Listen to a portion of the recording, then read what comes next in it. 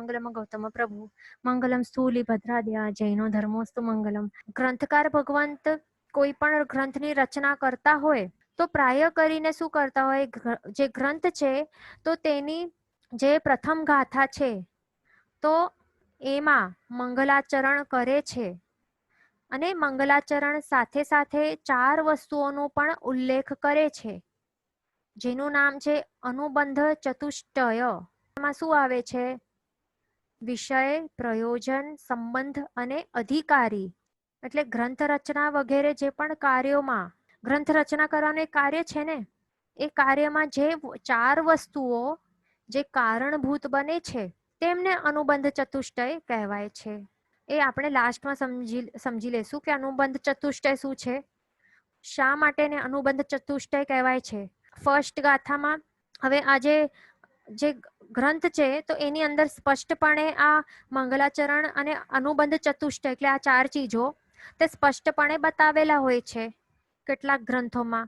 એટલે ફર્સ્ટ ગાથામાં એ સ્પષ્ટપણે બતાવે છે કેટલાક ગ્રંથોમાં, પણ એવા પણ ગ્રંથો હોય છે કે જ્યાં અસ્પષ્ટપણે, બરાબર, એટલે સ્પષ્ટપણે રહેલા ન હોય, ગર્ભિતપણે પણ રહેલા હોય છે, એવી રીતે પણ હોય છે, બરાબર. એટલે સ્પષ્ટ પ્રોપરલી એવી રીતે વર્ડ્સ દ્વારા એ નહીં સૂચવે, પણ ગર્ભિતપણે આ 4 વસ્તુઓને મંગલાચરણ તો રહેલા હોય છે.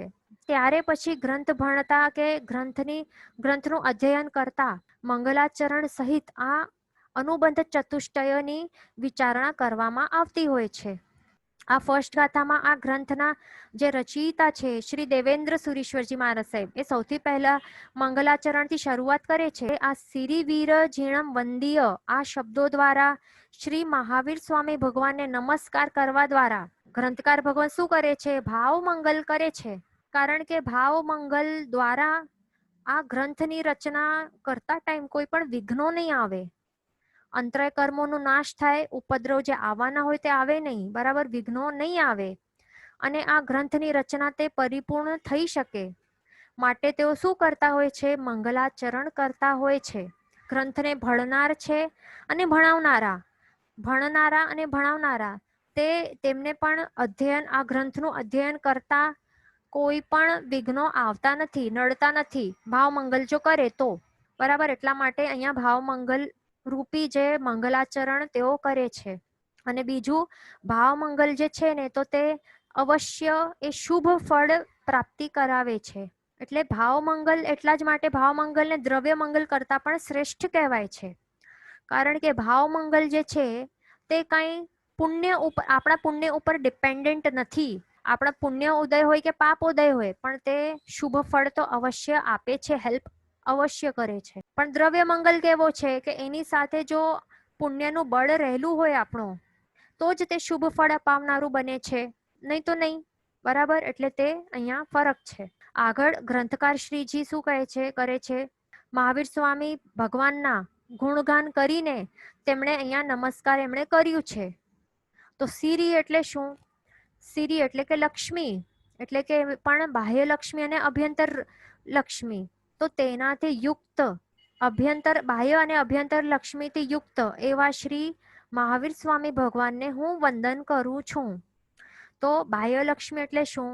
જે પ્રભુના જે સુંદર અને અલૌકિક જે નયનરમ્ય અષ્ટમહાપ્રાતિહાર્યો હોય છે, જે બાહ્ય રૂપે જે દ્રવ્યો છે, તો તે બાહ્ય લક્ષ્મી છે. અષ્ટમહાપ્રાતિહાર્ય રૂપી જે અને જે સમવસરણ રૂપ જે વૈભવ છે, તો તે બધું શું છે? તે બધું જ બાહ્ય લક્ષ્મીમાં આવે છે. અને આ બાહ્ય લક્ષ્મી એટલે કે સમવસરણ અને આ અષ્ટમહાપ્રાતિહાર્ય માત્ર એમના જ દર્શન માત્રથી, એટલે હજી પણ આપણું પ્રભુને દર્શન થયું ન હોય, બરાબર, દૂરથી આપણે હજી પણ પ્રભુનું દર્શન આપણા દ્વારા, આંખો દ્વારા ન થયું હોય, છતાં માત્ર જો આ અષ્ટમહાપ્રાતિહાર્ય સમવસરણ રૂપી પ્રભુની જે બાહ્ય લક્ષ્મીનું દર્શન થઈ જાય ને, તો પછી આ આલંબન બને છે, બરાબર.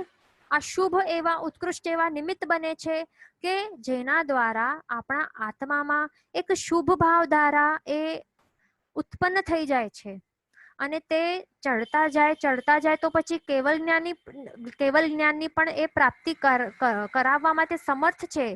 આટલી તાકાત આ બાહ્ય લક્ષ્મી ધરાવે છે.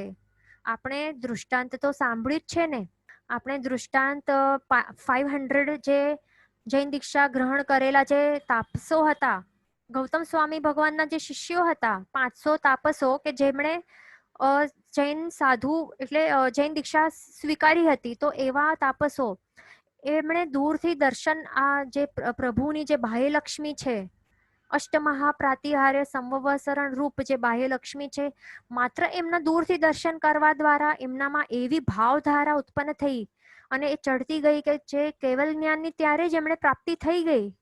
એટલે વિચારો કેટલી એમાં તાકાત રહેલી હોય છે.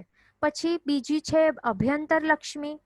તો અભ્યંતર લક્ષ્મી શું છે કે પ્રભુના જે આત્મા એટલે અભ્યંતર એટલે ઇન્ટરનલ. ઇન્ટરનલ એટલે ક્યાં? એટલે કે આત્મામાં. તો પ્રભુના આત્મા પ્રદેશોમાં જે પ્રગટેલા જે સ્વાભાવિક ગુણો છે કે જે પ્રભુની જે વીરતા દર્શાવે છે કે પ્રભુ દ્વારા કરેલો જે પરાક્રમ છે તો તે દર્શાવે છે એવા ગુણો કે પ્રભુએ કેવી વીરતાથી 4 ઘાતી કર્મોનું સંપૂર્ણ ક્ષય કર્યો અને કર્મોનો રાજા મોહનીય કર્મ એને પણ પરાજય કર્યો. રાગ દ્વેષ જે છે એમને પણ પરાજય કર્યો અને જીનેશ્વર બન્યા. બરાબર. અને સંપૂર્ણ 4 ઘાતી કર્મોનો નાશ કરી તેઓને કેવલ જ્ઞાન રૂપી લક્ષ્મીને એમણે પ્રગટાવ્યો. તો એવા પ્રભુનું જે વીરતા છે, એમનું જે એમના દ્વારા કરેલું જે પરાક્રમ છે, તો તે આ અભ્યંતર લક્ષ્મી તે દર્શાવે છે. તો આવા અભ્યંતર અને બાહ્ય લક્ષ્મી આ બંને ગુણોથી યુક્ત એવા પ્રભુને નમસ્કાર કરીને, એવા મહાવીર સ્વામી ભગવાનને નમસ્કાર કરીને ગ્રંથકાર શ્રીજીએ શું કર્યું છે? મંગલાચરણ કર્યું છે. એમણે શું કર્યું છે? મંગલાચરણ કર્યું છે. હવે આગળ આવે છે અનુબંધ ચતુષ્ટયની વાત. અહીંયા આપણે મંગલાચરણ જોઈ લીધું. હવે આગળ આપણે જોઈશું અનુબંધ ચતુષ્ટય. તો એમાં પહેલું છે વિષય. વિષયને અભિધેય પણ કહેવાય છે. શું કહેવાય છે? અભિધેય. તો વિષયમાં શું આવે છે? જે પહેલી ગાથા છે તો એમાં કમ્મ વિવાગમ નામનું કમ્મ વિવાગમ આ શબ્દ છે. તો આ શબ્દ દ્વારા ગ્રંથકાર શ્રીજી શું કરે છે?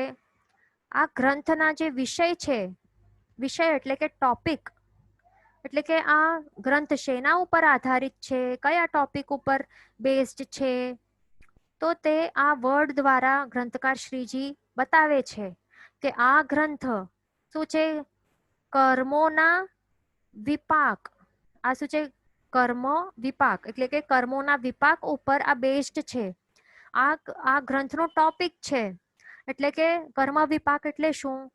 કર્મ અને વિપાક. વિપાક એટલે કે ફળ.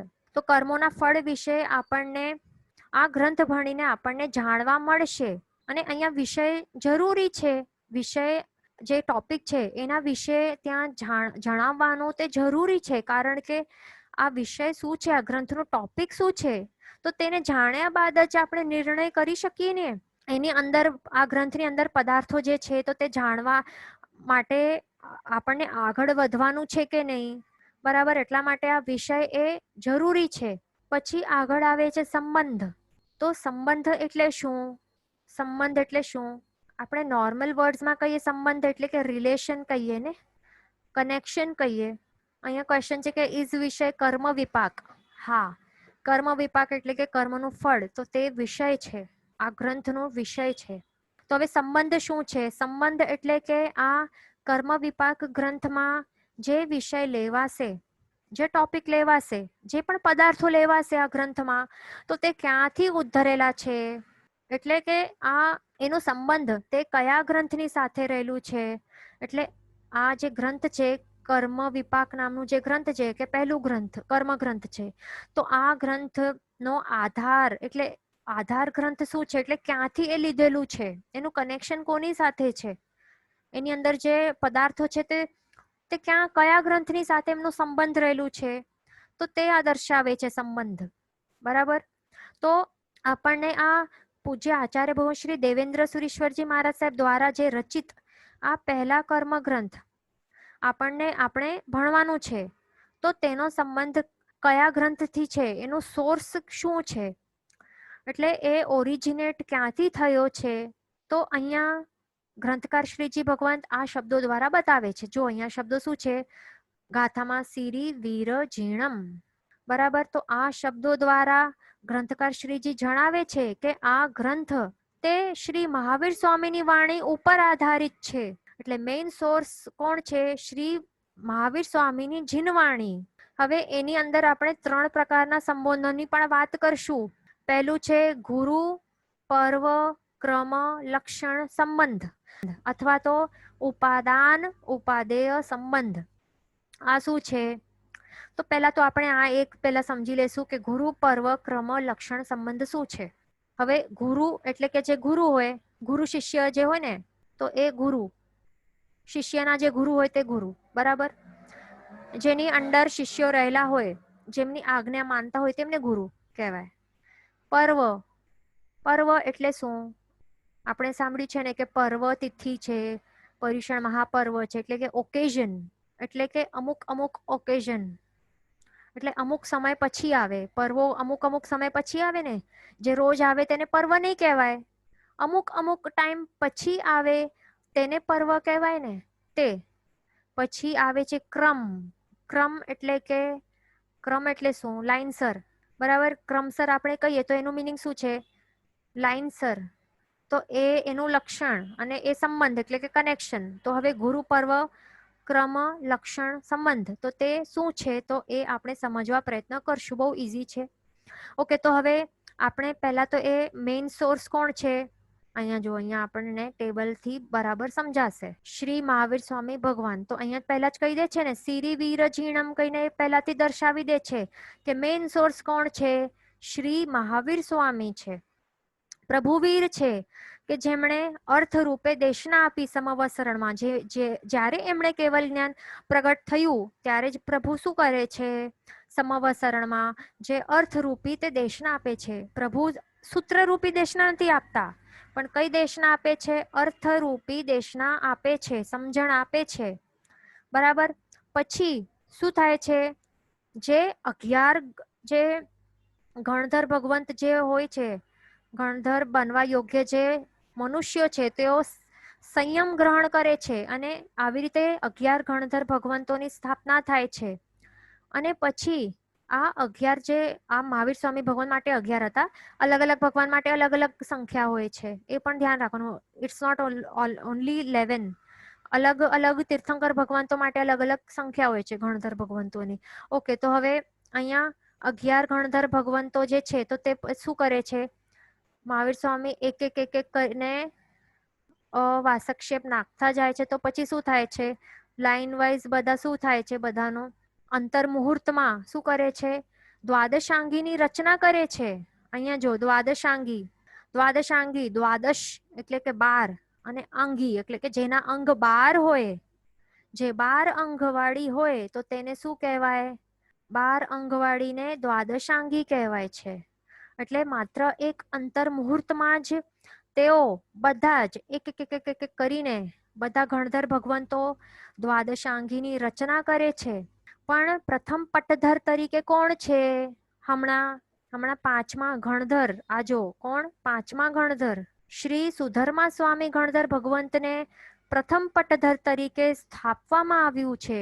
ભગવંતે શું કર્યું? એમને સ્થાપિત કર્યું છે. કારણ કે હવે એનું રીઝન શું છે કે પ્રથમ ગણધર ભગવંતને ગૌતમ સ્વામીજીને શા માટે જે ફર્સ્ટ પટ્ટધર કે એ એવી રીતે સ્થાપિત નહીં કર્યું? What is the reason? શું રીઝન હશે કે સેકન્ડ પણ નહીં, કે થર્ડ પણ નહીં, કે ફોર્થ નહીં, 6 to 11 કોઈ નહીં?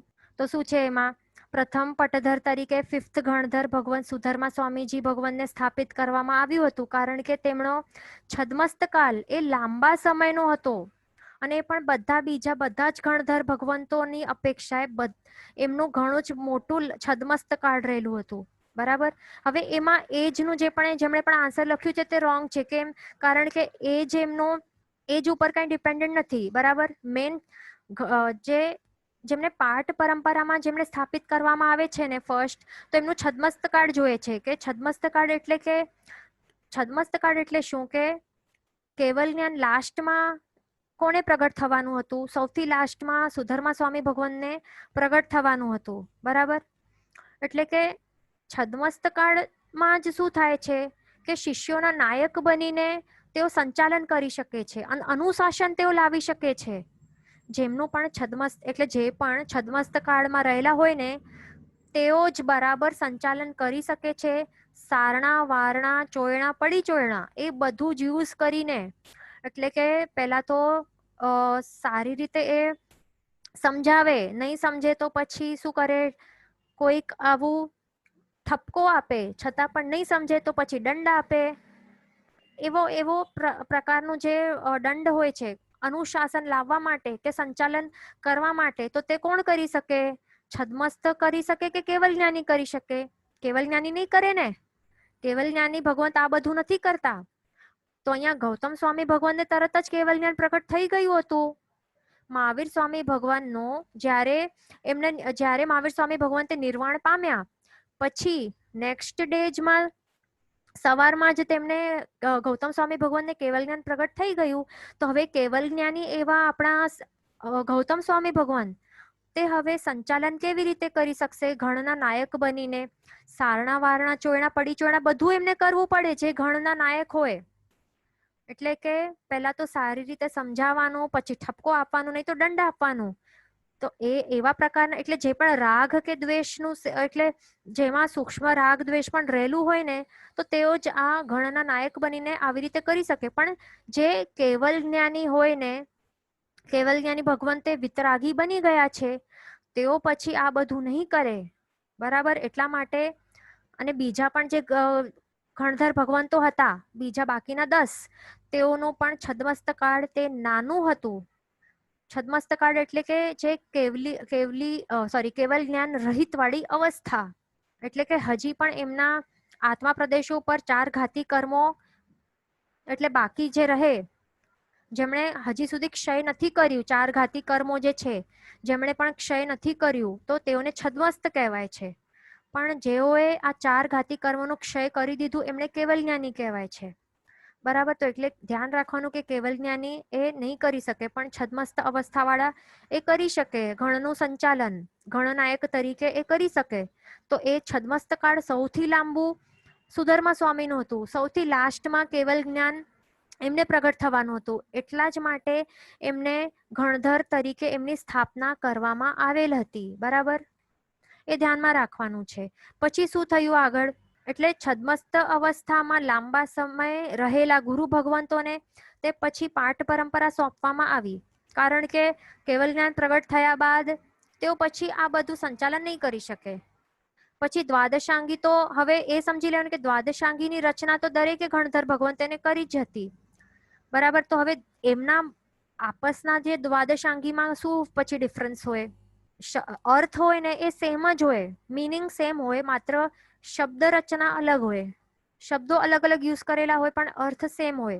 પણ હવે આપણને જાણવાનું એ છે અહીંયા કે આપણા હાથમાં આ જે રહેલું જે ગ્રંથ છે ને, આ દેવેન્દ્ર સુરીશ્વરજી મહારાજ સાહેબ દ્વારા જે રચિત ગ્રંથ છે, તો તેમાં લખેલા જે પદાર્થો છે, તો એનું સંબંધ તે કોના સાથે છે તે આપણને જાણવાનું છે. આ સંબંધમાં શું જાણવાનું છે? આપણા હાથમાં રહેલા જે આ જે ગ્રંથ છે, તો તેનો સંબંધ કોના સાથે છે? તો તે પ્રભુ વીરે ધર્મદેશના જે અર્થ રૂપે આપી, તો તેમના આ જ્ઞાનાતિશયના કારણે ગણધર ભગવંતોએ તે બધા શ્રુત કેવલી બની ગયા. બરાબર. શ્રુત કેવલી બની ગયા. તો પહેલા પાટે બિરાજમાન એવા શ્રી સુધર્મા સ્વામી ગણધર ભગવંત, જેઓ શ્રુત કેવલી હતા, તો એમના પાસે કેટલું જ્ઞાન હતું? એ જે વર્ણન કરવા જાય ને, સમજો કે નિગોદનું વર્ણન કરવા જાય, તો એ મહાવીર સ્વામી ભગવાન જેવું વર્ણન કરે ને નિગોદનું, એવું જ સેમ પ્રકારનું વર્ણન આ ગણધર ભગવંત એટલે કે એ શ્રુત કેવલી બની ગયા છે. એટલે આ ગણધર ભગવંત પણ એવું સેમ શ્રુત જ્ઞાન એ સેમ નિગોદનું વર્ણન કરી શકે છે, સરખે સરખું એવું એમનું જ્ઞાન હોય છે. એટલે આ સુધર્મા સ્વામી ભગવંતે સૌથી પ્રથમ ગ્રંથ રૂપે સૂત્ર રૂપે રચના કરી દ્વાદશાંગીની. બરાબર. તો એમાં શું આવે છે? અહીંયા આપણે સૌથી પ્રથમ શા માટે કહીએ છીએ? કારણ કે આપણે આ કનેક્શન જોઈએ છે. તો આ કનેક્શનમાં લાઈનમાં આપણને કોણ દેખાય છે? તો મહાવીર સ્વામી ભગવંતે અર્થરૂપી દેશના આપી, પછી સૂત્રરૂપી દેશના કોણે આપી? આ લાઈનમાં સૌથી પ્રથમ અર્થરૂપી દેશના અહીંયા આ લાઈનમાં સુધર્મા સ્વામીજીએ આપી છે. એનાથી પહેલા કોઈ અર્થરૂપી નથી આપી, પણ સોરી સૂત્રરૂપી અહીંયા આપી છે ફર્સ્ટ દેશના. એનાથી પહેલા સૂત્રરૂપી દેશના વચમાં કોઈ નથી, બરાબર. પણ મહાવીર સ્વામી ભગવંતે શું આપી? અર્થરૂપી આપી. તો હવે જે સૂત્ર રૂપે એમણે શું રચના કરી દ્વાદશાંગીની, તો હવે આ દ્વાદશાંગીમાં 12 અંગ આવે છે. તો તેમાંથી આ 12 અંગમાંથી એની અંદર એક 14 પૂર્વ નામનું પણ ભાગ હોય છે, એમનું પણ સમાવેશ થાય છે. એટલે અહીંયા સંબંધ દેખાય છે કે પ્રભુવીરના જ્ઞાનાતિશયના પ્રભાવથી ગણધર ભગવાન શ્રી સુધર્મા સ્વામી તેઓ કર્મ પ્રવાદ પૂર્વની રચના કરી. બરાબર, શું કરી? કર્મ પ્રવાદ પૂર્વની તેઓ રચના કરી. એટલે મૂળ સોર્સ તે કોણ છે? પ્રભુવીરની વાણી છે. અને એમની વાણી દ્વારા, એમના જ્ઞાનાતિશય ગુણ દ્વારા આ સુધર્મા સ્વામી ગણધર ભગવંતે શું કરી? દ્વાદશાંગીની રચના કરી, જેની અંદર શું આવે છે? 14 પૂર્વ પણ આવે છે. અને 14 પૂર્વમાંથી 8મા પૂર્વનું નામ છે કર્મ પ્રવાદ પૂર્વ. એટલે આ કર્મ પ્રવાદ નામના પૂર્વની રચના કોણે કરી? એ શ્રી સુધર્મા સ્વામી ગણધર ભગવંતે કરી છે. પછી સુધર્મા સ્વામીએ તેમના શિષ્યોને તેમણે આ જ્ઞાન ટ્રાન્સફર કર્યું, પ્રદાન કર્યું. પછી આ ઘણા બધા પછી પાટધર આચાર્ય ભગવંતો આવતા ગયા લાઈન વાઇઝ ક્રમસર. આ શું છે?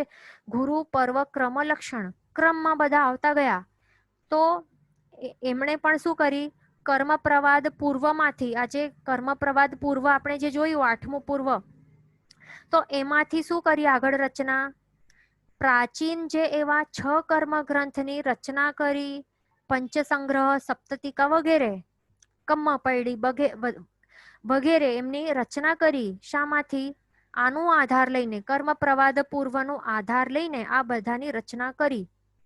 અને પછી આગળ પછી શું કરી? પોતપોતાના અહીંયા જો આવતું આ ક્રમ વાઇઝ આવી રીતે આવતા ગયા. એ રીતે વચવચમાં આવું બધું થતું ગયું. બરાબર. આવી રીતે ક્રમસર આ પરંપરા એમને શું કરી? પોતપોતાના શિષ્યોને ક્રમસર આ જ્ઞાન પ્રદાન કરતા ગયા. પછી કાળ અનુસારે શું થયું? આ અવસરપીણી કાળ છે ને, ઉતરતો કાળ છે ને, તો કાળ અનુસારે આગમ ગ્રંથો તે વિચ્છેદ પામવા લાગ્યા. એટલે કેવી રીતે? જો એક તરફ શું થાય છે? શાસ્ત્ર જ્ઞાન તે ઓછું થતું ગયું, બરાબર, વિચ્છેદ પામતું ગયું. એટલે કે તેના અર્થ, સૂત્ર ભલે રહી ગયા પણ અર્થ લોપ થતા ગયા, એવું થઈ ગયું. સૂત્ર રહી ગયા પણ અર્થનું લોપ થતું ગયું.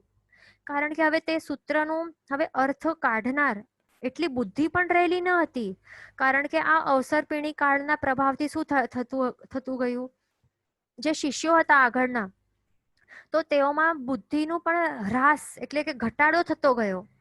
અને તેમને આ જે વિશાળ શાસ્ત્ર જ્ઞાન ભણવાનું એ બહુ અઘરું લાગવા લાગ્યું.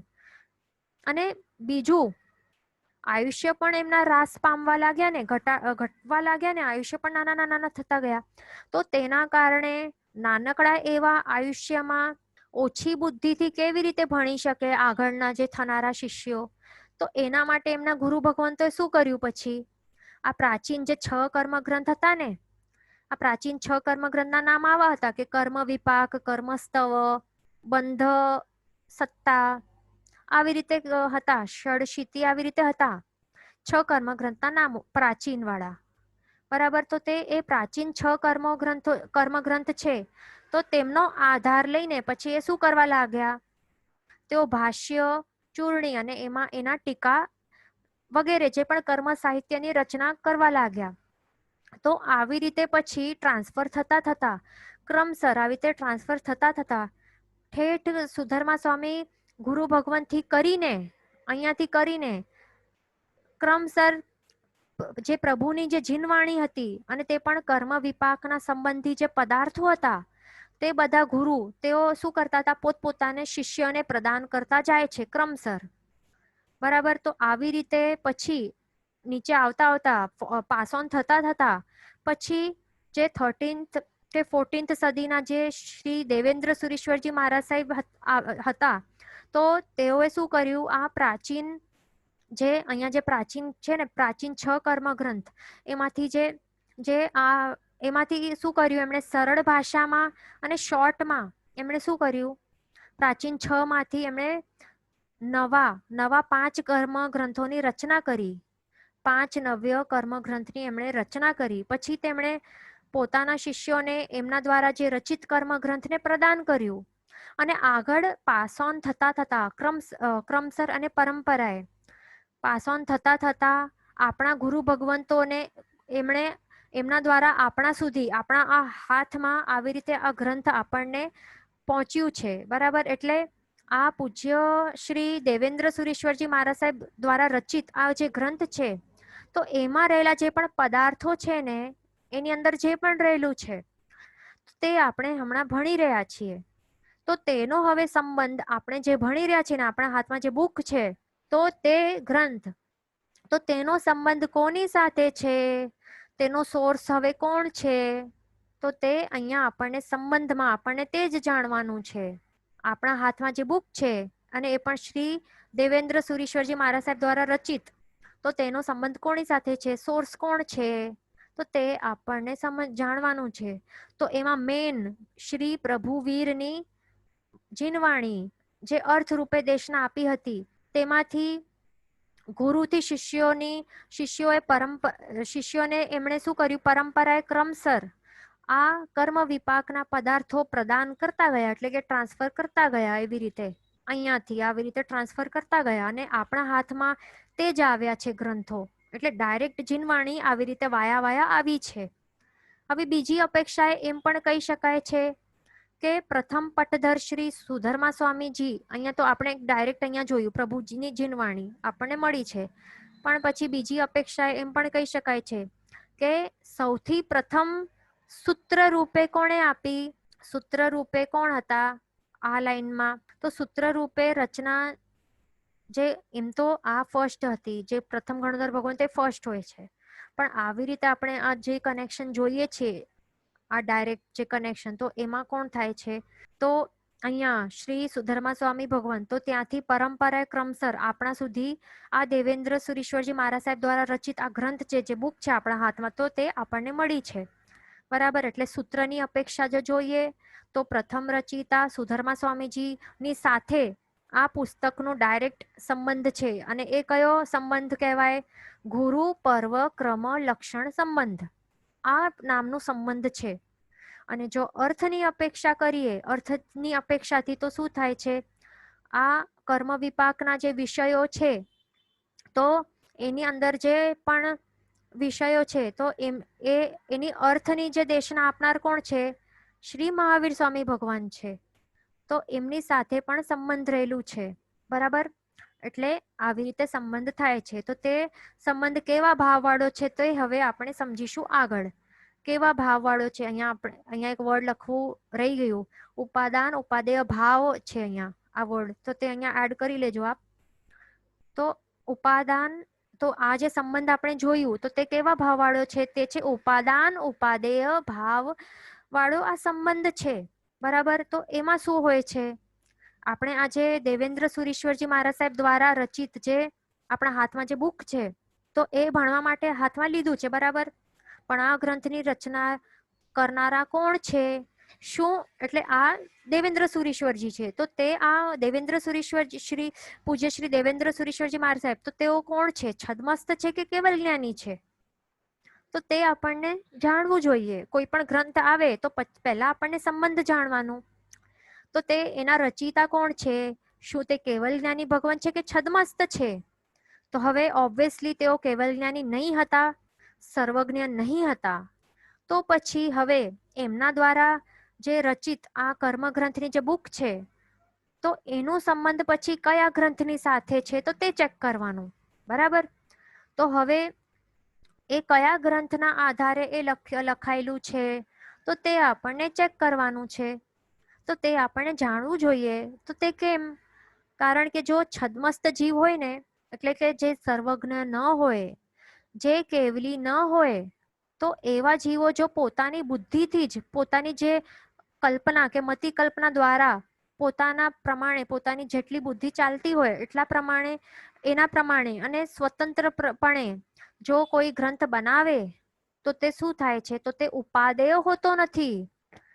કેવું બને છે તે ઉપાદેય વર્ડનું મિનિંગ શું છે, ઉપાદેય એટલે કે ગ્રહણ કરવા યોગ્ય, અથવા તો ભણવા યોગ્ય, અથવા તો આદરવા યોગ્ય. આ વર્ડનું મિનિંગ છે. ઉપાદેય એટલે ગ્રહણ કે ભણવા કે આદરવા યોગ્ય.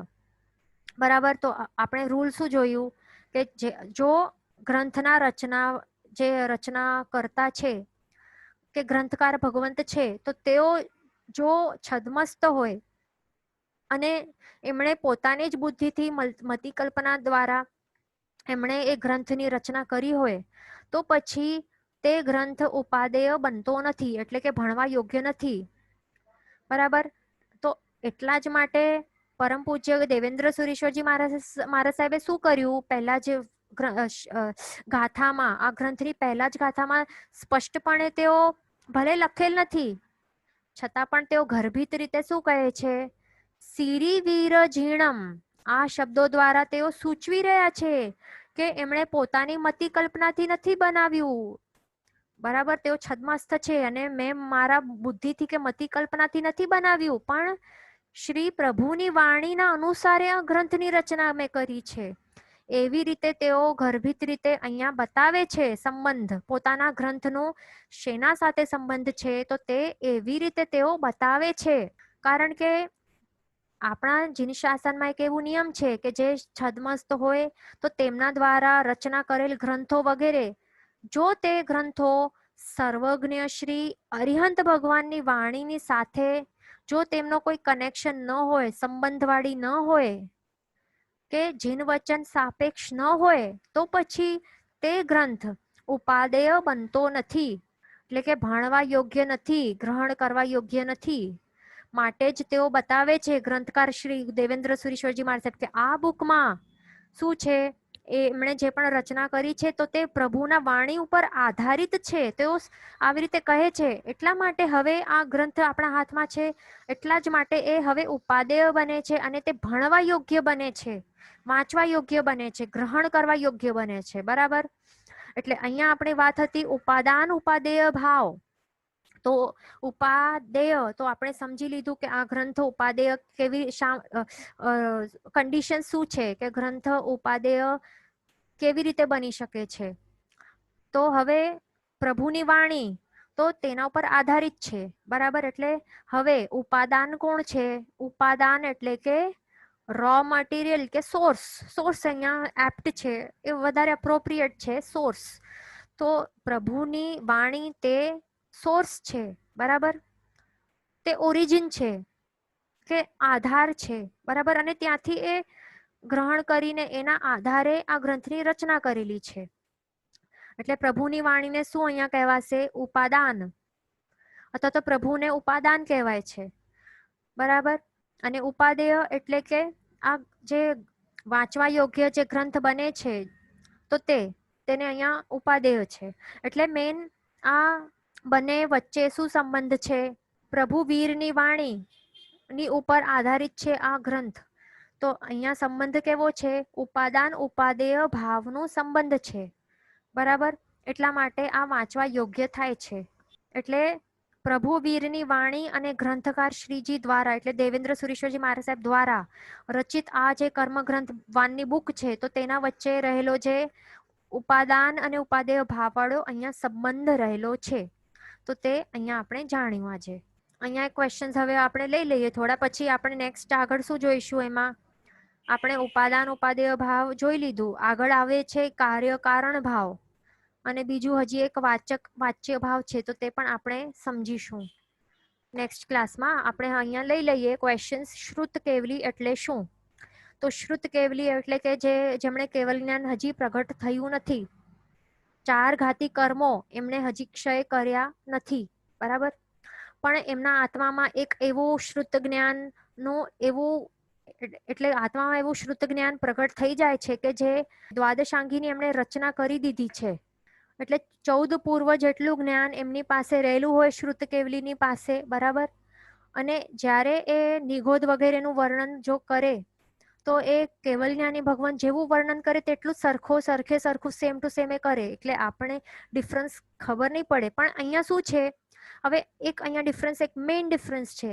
જે કેવલી ભગવંત હોય ને, તો તે પોતાના જે કેવલ જ્ઞાન, આત્મામાં પ્રગટેલું જે કેવલ જ્ઞાન છે ને, તો એના દ્વારા એ જાણીને પછી એ કહે છે, વર્ણન કરે છે. પણ શ્રુત કેવલી હોય છે ને, તો તેઓ શું કરે છે, શ્રુત જ્ઞાન દ્વારા એ શ્રુત જ્ઞાનને યુઝ કરીને એનું શ્રુત જ્ઞાનના આધારે તેઓ આ વર્ણન કરી શકે છે.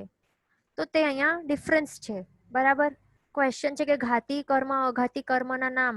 ઓકે, તો ઘાતી કર્મ કયા છે? જ્ઞાનાવર્ણ્ય, દર્શનાવર્ણ્ય, અંતરાય અને મોહનીય. જ્ઞાનાવર્ણ્ય, દર્શનાવર્ણ્ય, અંતરાય અને મોહનીય. અને બાકીના 4 અઘાતી કયા છે? નામ, ગોત્ર, આયુષ્ય અને વેદનીય. પછી બીજો ક્વેશ્ચન આપણે લઈએ. અહીંયા ક્વેશ્ચન છે વાય ધ વર્ડ પર્વ. પર્વ એટલે શું? પર્વ એટલે આપણે શું કહીએ છીએ, એવી રીતે પર્યુષણ મહાપર્વ, પર્વતિથિઓ એટલે જે રોજ નથી આવતો. બરાબર. પર્વ એટલે અમુક અમુક દિવસો પછી આવે છે, એટલે ગેપ પછી આવે છે ને, તો તેને પર્વ કહેવાય છે. તો અહીંયા પણ અમુક અમુક ટાઈમ પછી તે ટ્રાન્સફર થતો જાય છે. બરાબર. એટલા માટે અહીંયા પર્વ આ વર્ડ છે, એટલે કે પરંપરા શિષ્યોને એ આપતા જાય છે. બરાબર. સમય એટલે એક સમય રહેલું હોય છે, સમયનો ગાળો રહેલો હોય છે વચમાં. વોટ ઇઝ છદ્મસ્ત કાળ? જેમણે કેવલ જ્ઞાન હજી પ્રગટ થયું ન હોય, તો તેમને શું કહેવાય કે હજી, હવે આપણા પોતાનું જ એક્ઝામ્પલ લઈ લઈએ ને, આપણે પોતે છદ્મસ્ત જીવો છીએ, જેમણે પણ કેવલ જ્ઞાન પ્રગટ થયેલું નથી. બરાબર. અને જેમના આત્મા ઉપર હજી 4 ઘાતી કર્મો રહેલા છે, તો તેમને છદ્મસ્ત જીવો કહેવાય છે. એક વખત કેવલ જ્ઞાન પ્રગટ થઈ જાય તો પછી એમનું છદ્મસ્ત કાળ તે સ્ટોપ થઈ જાય છે. તો એ સમજવાનું. અહીંયા એક ઉપાદાન એટલે શું ક્વેશ્ચન છે, તો ઉપાદાન એટલે કે સોર્સ. ક્વેશ્ચન છે કે કયા કયા ગણધરો દ્વાદશાંગી ની રચના કરે. તો જેટલા પણ ગણધરો હોય ને, જેટલા પણ, તે બધા દરેક એ દ્વાદશાંગી ની રચના એ કરે, એ પણ અંતર મુહૂર્તમાં જ. અહીંયા ક્વેશ્ચન આવેલું છે કે 14 પૂર્વ is so small as compare to 12 અંગ્સ, ઇવન ધેન 14 પૂર્વધર ભગવાન્સ નો એવરીથિંગ. તો હવે આપણે જો જોઈએ ને, કે આપણે જો સમજો કે ફર્સ્ટ સ્ટાન્ડર્ડમાં આપણે છીએ. બરાબર. આપણે ફર્સ્ટ સ્ટાન્ડર્ડનું સ્ટડી કર્યું, પછી સેકન્ડ સ્ટાન્ડર્ડમાં આપણે પ્રમોટ થયા, પછી થર્ડ, ફોર્થ, ફિફ્થ, આવી રીતે કરીને આપણે 10th સ્ટાન્ડર્ડ સુધી પહોંચ્યા. બરાબર. તો પછી આપણે જો કહીએ કે 10th સ્ટાન્ડર્ડનું જે જ્ઞાન આપણા પાસે રહેલું છે, તો એનું મિનિંગ શું થયું કે આપણામાં આ બધું જ્ઞાન પણ છે ને, ફર્સ્ટ ટુ 9th સ્ટાન્ડર્ડનું બધું જ્ઞાન છે. તો તેવી જ રીતે આ 12મું અંગ છે. હવે 11 અંગની વાત કરેલી છે, સોરી 12 અંગ છે ને, દ્વાદશાંગીમાં 12 અંગ છે. તો હવે કોઈક જો કહે કે 12 અંગ, 12મું અંગની આપણે વાત કરી, દૃષ્ટિવાદ નામનું અંગ, 12મું અંગ, તો એની અંદર એક 14 પૂર્વ નામનું એક પાર્ટ છે. તો હવે જો કોઈ કહે એને 14 પૂર્વ નું જ્ઞાન છે, તો એનું મિનિંગ શું થઈ જાય? ઓટોમેટિકલી આગળનું પણ એમને જ્ઞાન હોય ને, 11 અંગનું પણ જ્ઞાન હોય એમના પાસે. તો ત્યારે જે કહી શકાય ને કે અહીંયાનું એક ભાગ એમને આવડે છે. બરાબર. તો તે સમજવાનું છે. બરાબર. એટલા જ માટે 14 પૂર્વધરને શું કહેવાય? શ્રુત કેવલી કહેવાય. કારણ કે શ્રુત એટલે જેટલું પણ શ્રુત જ્ઞાન હોય તે બધું એમના પાસે હોય. અને અહીંયા ક્વેશ્ચન છે કે દરેકના અલગ અલગ દ્વાદશાંગી હોય. તો દ્વાદશાંગીનો જે અર્થ હોય ને, મિનિંગ, તે બધાનું સેમ હોય. આ વિશ્વમાં રહેલું જેટલું પણ જ્ઞાન છે, તે દરેક જ્ઞાન એ દ્વાદશાંગીની અંદર સમાઈ જાય છે. બધું જ A to Z. કોઈ પણ એવું જ્ઞાન બાકી નહીં હોય કે જે દ્વાદશાંગીનો એક ભાગ નથી. એટલે આ બધાનું જે જ્ઞાન, જે દ્વાદશાંગીની રચના કરે છે, તે બધું સેમ હોય. અર્થ સેમ હોય, પદાર્થો સેમ હોય, માત્ર જે શબ્દની રચના હોય તો તે થોડીક અલગ હોય. બરાબર.